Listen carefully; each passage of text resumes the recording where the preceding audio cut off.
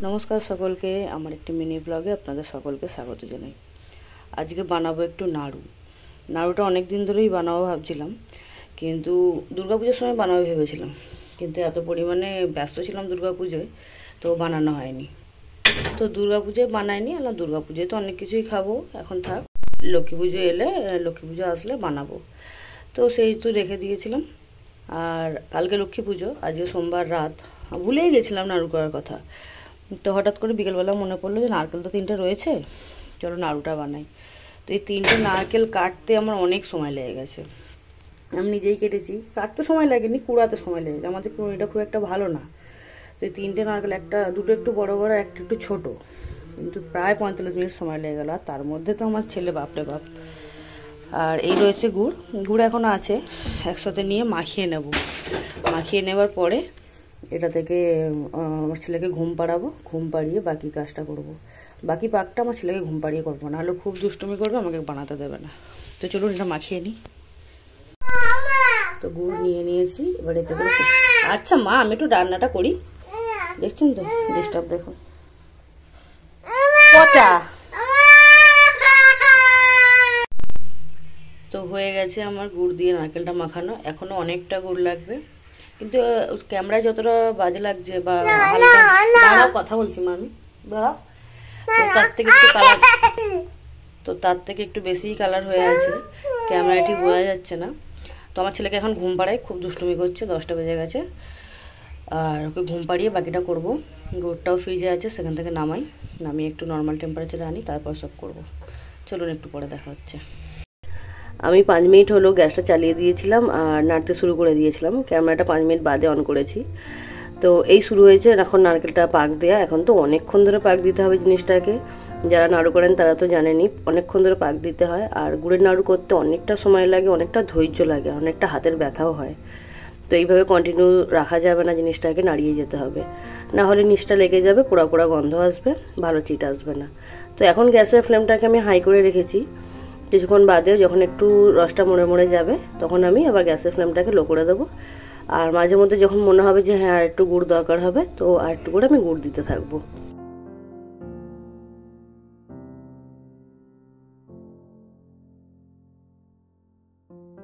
প্রতি বছর লক্ষ্মী পুজোতে আমি যেতাম আমার বড় মাসির বাড়িতে লক্ষ্মী পুজো খুব সুন্দর করে হয়। বড় মাসির বাড়ির লক্ষ্মী পুজো হয় সরার লক্ষ্মীতে, দেখতে খুব সুন্দর লাগে। মাটির লক্ষ্মী না, সরার মধ্যে লক্ষ্মী প্রতিমা আঁকা থাকে, সেই লক্ষ্মী ঠাকুরের হয়। তো সেখানে ভোগ হিসেবে হয় খিচুড়ি, লাবড়া। যেহেতু ওরা বাঙালদের লক্ষ্মী পুজো, তো খিচুড়ি লাবড়া তো মাস্ট। আর থাকে অনেক নাড়ু, খয়ের মোয়া, অনেক কিছু থাকে। তো আমি ওসব খেতেই যাই। আমি সত্যি কথা বলতে লক্ষ্মী পুজো কোনো পুজোতে খেতেই ভালোবাসি, তো খেতেই যাই।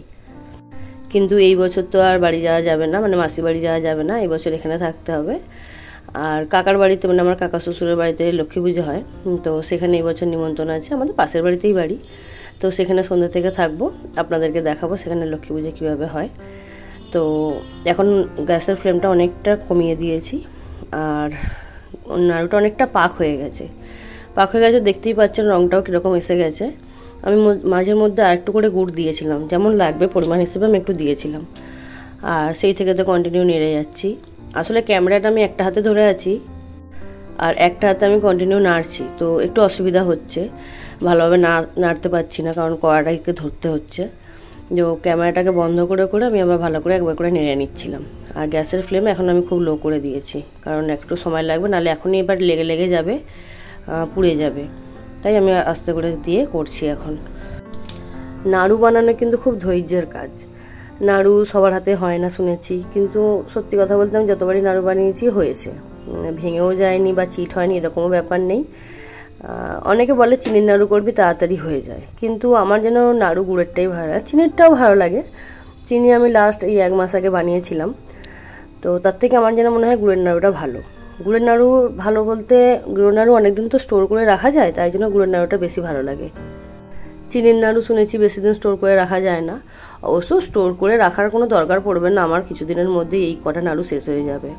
আমাদের বাড়িতে সবাই নাড়ু খেতে খুব ভালোবাসে, আমি খুব ভালোবাসি খেতে, আমার শ্বশুরমশাই নাড়ু খেতে ভালোবাসে, আমার দেওয়ারও খুব নাড়ু খেতে ভালোবাসে। তো মোটামুটি আমি জানি এটা 10-12 দিনের মধ্যে এমনিতেই এই কটা নারকেলের নাড়ু শেষ হয়ে যাবে। লাস্ট আমি একা হাতে নাড়ু বানিয়েছিলাম যখন আমি প্রেগন্যান্সির 7 মাসে ছিলাম, তখন আমি বানিয়েছিলাম 6টা নারকেলের নাড়ু। একাই নারকেলগুলোকে কেটেছি, একাই কুড়িয়েছি। না, কুড়িয়ে দিয়ে গেছিলো একজন, সরি ভুল বললাম, একজন কুড়িয়ে দিয়ে গেছিলো। আর আমি নাড়ু করেছিলাম 6টা নারকেলের নাড়ু। অনেকটা হয়েছে আর আমি মন ভরে খেয়েছি। রাত্রিবেলা উঠে উঠে খেতাম। সবাই বলতো প্রেগনেন্সিতে রাত্রিবেলা নাড়ু খেলে গ্যাস হয়, এরকম হয়। আমার কিছু হয়নি, আমি সব হজম করে নিতাম। তো এবার নাড়ু অনেকটা হয়ে গেছে, দেখুন চিট এসে গেছে, এবার আটকে আটকে যাচ্ছে, লেগে লেগে যাচ্ছে, মানে চিট এসে গেছে। তো আমি একবার ট্রাই করে দেখবো একটু হচ্ছে কি না। তবু এখন অনেকটা লাগবে। এখন যে ঝুড়ো ঝুড়ো ব্যাপারটা আছে, ওটা দেখবো নারকেলের গায়ে গায়ে লেগে যাচ্ছে, একটার গায়ে একটা। তো তখন মনে হবে যে হ্যাঁ হয়ে গেছে। এই নাড়ুগুলো বানাতে বানাতে একটা কথা খুব মনে পড়ছে। গত 1.5 মাস হয়েছে আমার শাশুড়ি মা মারা গেছে। তো এদের একটা নিয়ম আছে, নাড়ু বানাতে হয়, ফলাহার করতে হয়। তো সেইটা করা হয়েছিল গত মাসে।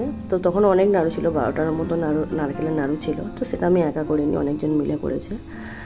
আমি শুধু পাকিয়েই ছিলাম নাড়ু। আমি সত্যি কথা বলতে আমি করতে পারিনি, সময় পাইনি। তো শাশুড়ি মা খুব নাড়ু খেতে ভালোবাসতো। তার নাড়ু ফেভারিট ছিল তার মায়ের হাতের। এরকম বড় বড় সাইজের নাড়ু বানাতো। আমাকে একবার দিয়েছিল খেতে, বেশ সুন্দর। আর নাড়ুটার কালার না একটু কালো টাইপের, মানে অনেকটা গুড় দিয়ে অনেকক্ষণ ধরে পাক দিয়ে বানায়। আর নারকেলের নাড়ুটা ছিল মুখে দিলে বেশি চিবাতে হবে না আপনাকে। তো সেই সব কথাগুলো খুব মনে পড়ছিল এই নারকেলের নাড়ুগুলো বানাতে বানাতে। তো সে কোনোদিনও নিজে হাতে নারকেল নাড়ু বানিয়ে আমাকে খাওয়ায়নি। আমি তাকে বানিয়ে খাইয়েছিলাম, আর তার মায়ের হাতে আমি খেয়েছিলাম। যাক, সেসব কথা বাদ দিন, এখন নাড়ু বানাতে কনসেন্ট্রেট করি। তো নাড়ু মোটামুটি হয়েই গেছে। আমি ক্যামেরাটা অফ করে একটা বানানোর চেষ্টা করছিলাম, দেখলাম হ্যাঁ সুন্দর পাক ধরে গেছে। তো এটা প্রথম নাড়ু, আর একটু লাগবে, একটু ঠান্ডা হলে একটু চিটটা ধরে যাবে ভালোভাবে। বেশ গোল হয়েছে, সুন্দর হয়েছে। ছোট্ট করে একটু নিয়ে বানিয়েছিলাম। আর কি নাড়ু বানাবো, এতই একটা নাড়ু বানিয়েছি, দেখুন হাতটা পুরো তেল ভর্তি হয়ে গেছে। নারকেলটা তো শুকনো নারকেল ছিল, মানে ঝুনো নারকেল ছিল, তো তার বেশ তেল বেরিয়েছে। তো এটা বানিয়েছি। এবার রেখে দেবো, এটাকে ঠান্ডা হতে সময় দেবো একটু। তার মধ্যে আমার ছেলেকে ঘুম পাড়াবো। রাত মোটামুটি 11টা না 10:30 বেজেই গেছে। তো ওকে ঘুম পাড়াবো, ঘুম পাড়িয়ে তারপরে আসে আবার নাড়ুগুলো পাকাবো। এখন রেখে দিই, চলুন। তবে এই নাড়ুটা কিন্তু আমার ছোট্ট গোপালের জন্য, মানে আমার ছেলের জন্য। এই যে কড়াইয়ের মধ্যেই আমি বেশ ভালোভাবে ছড়িয়ে দিয়েছি নারকেলটাকে, দিয়ে এবার আমি যাবো চুবড়ি চাপা দিয়ে যাব ঘুম পাড়াতে ওকে। চলুন, এসে আবার দেখা হবে আপনাদের সাথে।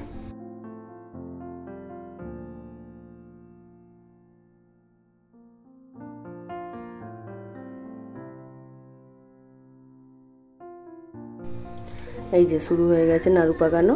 কটা আমি নাড়ু বানিয়েও ফেলেছি, ওই যে দেখুন। আর ওইখানে একটা নাড়ুটা দেখছেন, ওটা প্রথম নাড়ুটা বানিয়েছি, ওটা আমার সোনার জন্য। তো নাড়ু বানাচ্ছি আর ওখানটাকে তেলটাকে কাচিয়ে রাখছি। হাত থেকে প্রচণ্ড পরিমাণে তেল বেরোচ্ছে, মানে নাড়ু পাকাতে পাকাতে তেল বেরোচ্ছে।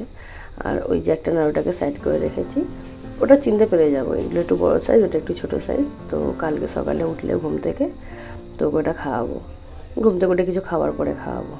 বলে বাচ্চাদের নারকেল খাওয়াতে নেই, কিন্তু গুড় আর নারকেল একসঙ্গে মিশিয়ে খাওয়ালে নাকি বাচ্চাদের পেটে কৃমির সমস্যা হয় না। যদিও কৃমির সমস্যা নেই, তবুও একটা দেবো, কি আর হবে, আমার চোখের সামনেই তো থাকবে। চলুন বানিয়ে নিন নাড়ুগুলো। দাঁড়ান, একটা জিনিস দেখাই আপনাদেরকে, আপনারা বুঝতে পারবেন। এরকম যখন মাখাচ্ছি তখনই দেখুন তেলগুলো বেরিয়ে আসছে। এটা কিন্তু আলাদা করে কোনো তেল দেওয়া নেই, নারকেলের তেলটাই বেরোচ্ছে। আর তার মধ্যে ছিল যখন নাড়ু বানাচ্ছিলাম মশা, এখানে অল আউট জ্বালানো হয়নি, তো সেই লেভেলের ছিল মশা। দানাগুলো বানিয়ে বানিয়ে রাখি, তারপরে একসঙ্গে একটু পাকাবো।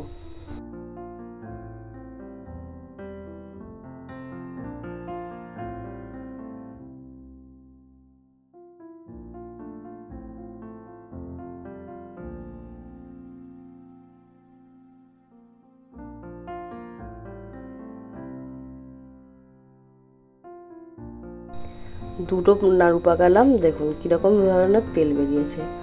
অনেকে বলে এই তেলটা কিন্তু কাচিয়ে রেখে ঠাকুরের প্রদীপ জ্বালানোর কাজে লাগে। আমি অবশ্য জানি না, আমার মাও বলতো নাকি। তো এরকম তেল জ্বালানো যায়, আমি কিন্তু জ্বালাবো না। চলুন, আমার নাড়ু কমপ্লিট হয়ে গেছে। এই যে নাড়ু সব বানানো হয়ে গেছে। একটু বড় বড় করে নাড়ুগুলো বানিয়েছি, শেষের দিয়ে এগুলো আর বেশি বড় বড় করে বানিয়েছি, কারণ ভীষণ পরিমাণে মশা কামড়াচ্ছিল। তো তাই জন্য দাঁড়িয়ে থাকতে পারছিলাম না। ছেলে যদি ঘুম থেকে উঠে যায় সেটার একটা ভয় ছিল। তো হয়ে গেছে আমার মোটামুটি নাড়ু। যা হয়েছে মোটামুটি খেতে খেতে আমাদের 10 দিন লেগে যাবে। কালকে কাকার বাড়ি পুজোতে কিছুটা দেবো, আর আমার যেটি শাশুড়ি আছে তাকে কিছু দেবো খেতে। আর যে তেল বেরিয়েছে, শুধু এখানেই তেল বেরিয়ে নেই, টোপে টোপে অনেক তেল কিন্তু নিচেতেও পড়েছে।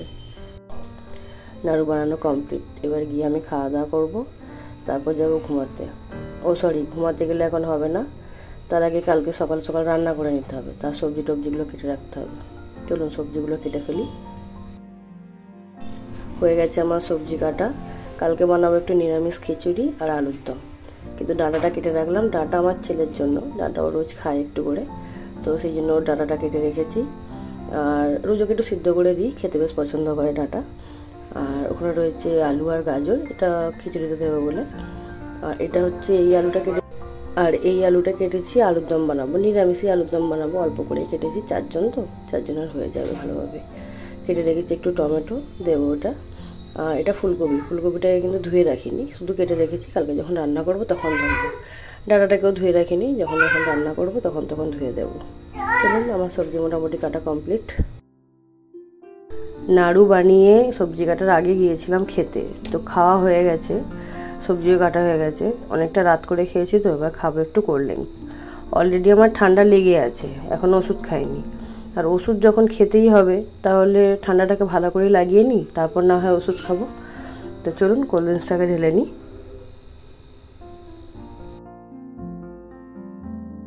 কালকে রান্না করা সবজি আজকে একটু কেটে রাখার কারণটাও হলো কালকে অনেক সকাল সকাল সমস্ত কিছু কমপ্লিট করতে হবে, কারণ ওখানে হবে ভোগের রান্না কাকার বাড়িতে, তো গিয়ে একটু জোগাড়জারি করতে হবে, লুচি টুচি করার আছে, তো ময়দা মারতে হবে।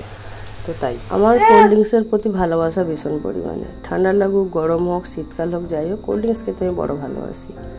তো সেই এখন খাবো, একদম ভর্তি করে নেবো কোল্ড ড্রিঙ্কসটাকে। দাঁড়ান, একটু বাকি আছে, আর একটু ভালোভাবে ঢেলে নিই, পুরো একদম নাকে মুখে করে নেব, নাকে মুখে করে একদম ঠান্ডাটা লাগবে, তারপরে নাকে মুখে করে ওষুধ খাবো। যাই হোক, চলুন ব্লগটা এখানে শেষ করছি। আমাকে অবশ্যই সকলে জানাবেন আমার নাড়ু বানানো দেখতে কেমন লাগলো, আপনারা কিভাবে নাড়ু বানান, আর আপনাদের বাড়িতে লক্ষ্মী পুজো হলে কীরকমভাবে হয়, আর কত সুন্দরভাবে লক্ষ্মী পুজোর সবাই আনন্দ করেন, আমাকে অবশ্যই কমেন্ট করে সকলে জানাবেন। চলুন, আবার অন্য ব্লগে দেখা হবে। টাটা।